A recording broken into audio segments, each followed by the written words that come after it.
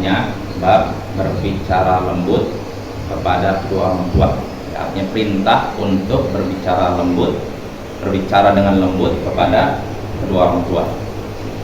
Kata Imam Bukhari rahimahullah, haddatsana Musaddad qal haddatsana Ismail bin Ibrahim qal haddatsana Ziyad bin Mikhraq qal haddatsani Qaisalah ibnu Mayyas qal kuntu ma'an najadat fa asabtu dhunuban la araha illa minal kaba'ir. Fadzakartu dzalika li Ibnu Umar radhiyallahu anhu qal ma hi qultu kadza wa kadza qal laysat hadhihi minal kaba'ir kunna tis'un al-isyraqu billah wa qatlu nasama wal firaru minaz zahfi wa qadful muhsanat wa aklur riba wa aklu malil yatim wa ilhadun fil masjid walladhi yastashhir wa buka'ul walidaini minal 'uquq. Qala li Ibnu Umar atafraqu minan nari wa tuhibbu an tadkhulal jannah qultu i wallah. Qal ahayyun walidah qultu indi ummi. Qal fa wallahi law alantal al-kalam wa at'amtaha at-ta'am latadkhulannal jannata majtanabtal kaba'ir.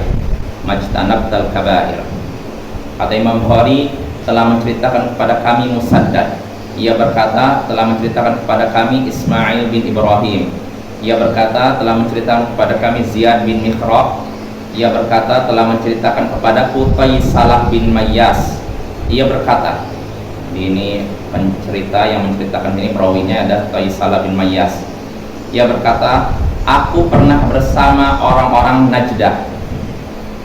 Najdah sini Najdah artinya pengikut Najdah bin Amir, seorang tokoh Khawarij.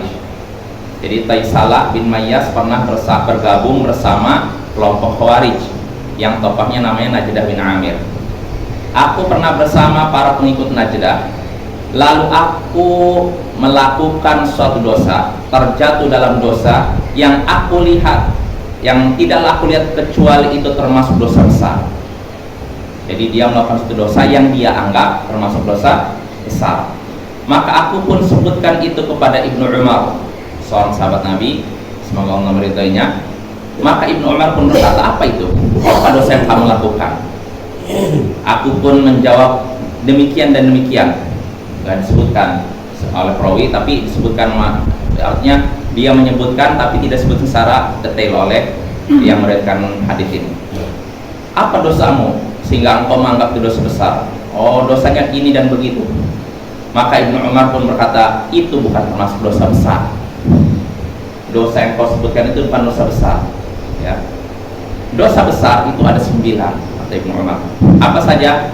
Pertama, syirik, menyekutukan Allah.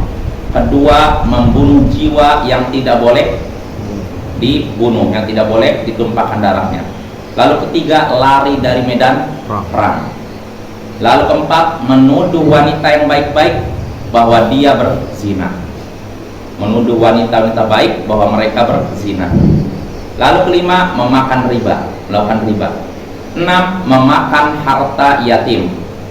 Lalu ketujuh, berbuat kerusakan di masjid. Berbuat kerusakan di masjid dijelaskan apa dalam website Durrah As-Saniyah, maksudnya katanya masjid ini Masjidil Haram katanya. Allahu a'lam, saya belum cek lagi. Di Masjidil Haram, yaitu dengan melakukan maksiat atau merusak merusak masjidnya. Nah itu. Lalu berikutnya yang ke-8, walladhi yastashhir, orang yang meminta perbuatan sihir. Tolong datang kepada orang bisa sihir, tolong sihir fulan. Nah ini dosa besar. Dalam naskah lain Bapak-bapak, yang tertulis bukan yastashir tapi yastashir pakai kha. Jadi ada dua qiraat, dua bacaan. Bisa yastashir, kalau yastashir minta disihir, tapi kalau yastashir mengejek apa? Manusia, memperolok-olok. Nah ini juga bisa termasuk dosa besar. Lalu terakhir, wa buka'ul walidain minal 'uquq, lalu menyebabkan kedua orang tua menangis gara-gara berbuat durhaka. Nah ini dosa besar yang seperti Ibnu Umar ada 9 ya. Lalu Ibnu Umar pun berkata kepadaku, kata Mayyas, apakah engkau takut dari neraka dan ingin masuk surga? Kamu takut neraka dan ingin masuk surga? Aku pun, itu Mayyas berkata, aku pun berkata, tentu demi Allah, aku ingin masuk surga dan takut neraka.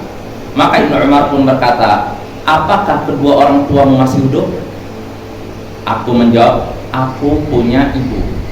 Artinya ayahku sudah tinggal, aku masih punya ibu.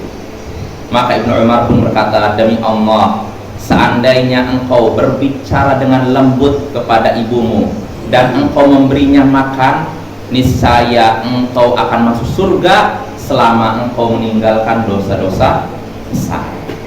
Nah ini Bapak ya, hadis ini menunjukkan pertama, dosa-dosa besar. Yang termasuk dosa-dosa besar adalah 9 dosa yang disebutkan oleh Ibnu Umar tadi. Pertama apa? Syirik ya. Kedua, membunuh jiwa, membunuh orang yang tidak layak untuk dibunuh ya. Lalu ketiga, lari dari medan perang ya. Keempat, menuduh wanita-wanita baik bahwa mereka berzina. Nah ini bawa hati-hati ini. Kadang ada orang sembarangan, ada seorang wanita yang gak terkenal melakukan maksiat, jaga diri, kehormatan, dibilang oh wanita nakal ini, sampai berani oh dia sudah main serong dengan ini. Hati-hati, itu dosa yang sangat besar ya. Lalu yang kelima, memakan riba, artinya melakukan transaksi riba, ini dosa yang sangat besar. Lalu 6, memakan harta anak yatim. Maksud memakan harta anak yatim dengan tanpa alasan yang dibenarkan. Contohnya, saya mengurus harta anak yatim. Anak yatim ini kan punya hak harta dia kan, atas harta dia kan. Dia misalnya punya bapak, bapaknya meninggal kan warisan, dia dapat warisan, dia yatim. Saya ngurus dia, maka saya tidak boleh ngambil harta dia kecuali sekedar untuk memenuhi kebutuhan saya.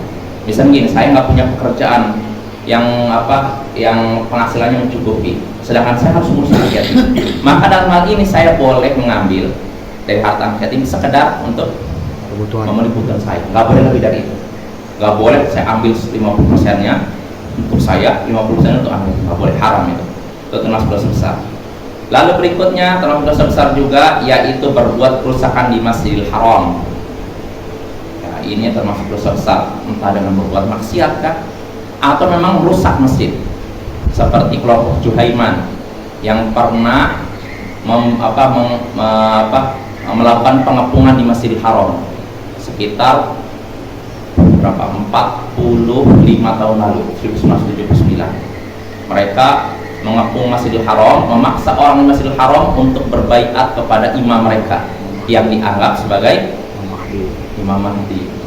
Nah ini ngerti juga. Lalu berikutnya yang ke-8 termasuk dosa besar, yaitu meminta sihir. Ya ini termasuk dosa besar, atau mengejek orang lain, mengejek fisiknya, memperolok-olok gaya jalannya misalkan. Ini termasuk dosa besar. Lalu berikutnya yang termasuk dosa besar, yaitu membuat orang tua menangis. Karena apa? Karena kagum. Kan bisa jadi orang tua nangis lihat orang tuanya karena berprestasi, kan itu. Tapi membuat orang tua menangis gara-gara apa?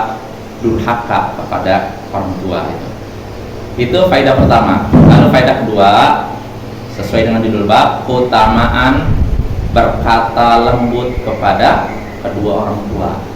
Karena kata Ibnu Umar berkata kepada Faisalah, seandainya engkau berkata lembut kepada ibumu dan memberinya makan, niscaya engkau masuk surga selama tidak melakukan dosa besar. Nah itu Bapak ya, itu dua faedah. Kita satu hadis lagi terakhir. Berkata Imam Bukhari rahimahullah, haddatsana Abu Nu'aim qala haddatsana Sufyan an Hisham bin Urwah an abihi waqfid lahumma janaha dhulli minar rahmah qala la tamtani' min syai'in ahabba. Kata Imam Bukhari telah menceritakan kepada kami Abu Nu'aim, ia berkata telah menceritakan kepada kami Sufyan dari Hisham bin Urwah dari ayahnya, yaitu Urwah bin Zubair. Urwah bin Zubair menerangkan firman Allah Ta'ala dalam surat Al-Isra 24, rendahkanlah kepada keduanya dengan penuh kasih sayang. Ini firman Allah Ta'ala dalam surat Al-Isra, rendahkanlah kepada keduanya. Kedua siapa? Orang tua. Artinya rendahkanlah dirimu kepada kedua orang tua dengan penuh sayang. Nah, apa maksudnya ini? Kata Urwah bin Zubair, maksudnya la tamtani' min syai'in ahabba. Jangan sampai engkau enggan untuk melakukan apa yang disukai oleh keduanya. Jangan sampai engkau enggan melakukan sesuatu yang disukai oleh keduanya. Artinya gini, kalau kedua orang tua misalnya suka, nah kamu melakukan ini, nah maka jangan sampai anak, mbak kamu, ini termasuk sikap merendahkan diri kepada kedua orang tua dengan penuh sayang. Ya, jadi seorang anak tidak boleh dia merasa enggan melakukan sesuatu yang disukai oleh orang tuanya selama itu bukan yang haram. Kalau yang haram nggak usah. Tapi selama itu perkara yang mubah, apalagi sunnah, jangan sampai anak apa mau, nah tinggalkan rokok, enggak. Padahal nasihat untuk tinggalkan rokok baik atau tidak? Baik. Atau nah kamu sholatnya di masjid ya, enggak. Nah, hati-hati nih. Kalaupun tidak diperintahkan oleh orang tua, sholat di masjid ini diperintahkan oleh siapa? Nabi. Apalagi kalau diperintahkan orang tua, maka anak harus taat dalam hal ini. Ya mungkin itu saja. Insya Allah pada pertemuan berikutnya kita lanjut bab berikutnya, yaitu babu jazaul walidain, bab tentang membalas kedua orang tua. Subhanakallahumma wa bihamdik, asyhadu an la ilaha illa anta, astaghfiruka wa atubu ilaik. Assalamualaikum warahmatullahi wabarakatuh.